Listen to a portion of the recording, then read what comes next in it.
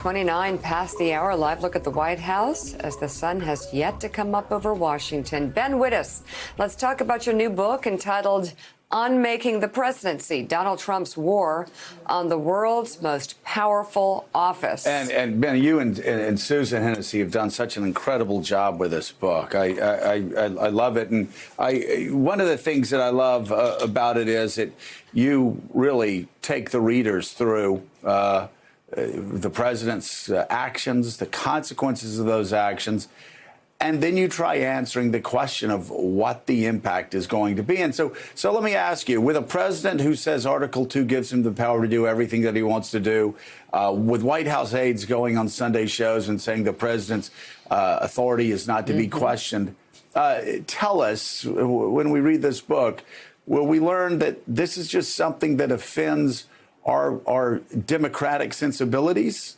that will pass in time? Or is the president reshaping the presidency in a way that will have far more lasting damage for years to come? Yeah, so first of all, thanks for the kind words about the book. Look, I think the answer to that question is that Donald Trump is proposing to reshape the presidency. And, you know, we talk a lot about these norms violations. The word norm violation has become something of a cliche in the Trump era. And when somebody is trampling on so many different norms of the traditional presidency, you have to ask the question, is he proposing something else?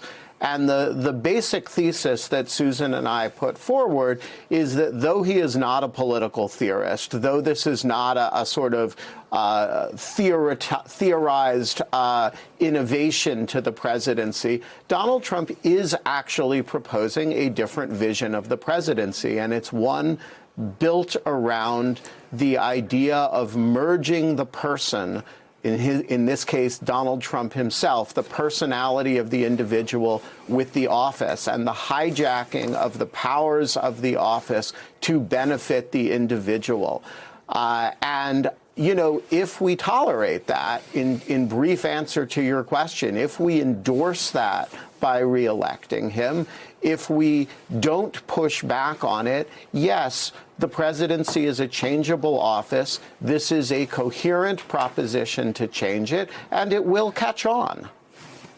Well, so, Benjamin, let's dig a little deeper. Violating laws, violating the Constitution is quite different than violating norms, whether they are political norms or constitutional norms. So your book suggests that there is a flexibility inherent in the presidency that would allow a president like Donald Trump to completely reshape the president without running afoul of the Constitution or existing laws. Is that a correct read? That is exactly correct. So, first of all, the presidency is not a static institution. The institution that we think of today as the presidency looks relatively little like the institution that Congress interacted with in the 1790s, when presidents didn't have staff. There really weren't agencies in the sense that we understand them now. And the powers of the presidency were gravely limited by things like geography and communications. So we shouldn't think of the presidency as an institution that doesn't change. It does change. And the presidential powers, as they're articulated in the Constitution, can give rise to many different iterations. For example, the president is obliged to give us the information to Congress on the State of the Union periodically. That can mean a written communication, as it did through most of the 19th century. It can mean the modern State of the Union address as we think of it now. And I suppose it could also mean a tap dance and a song by a president who wanted to interpret it that way.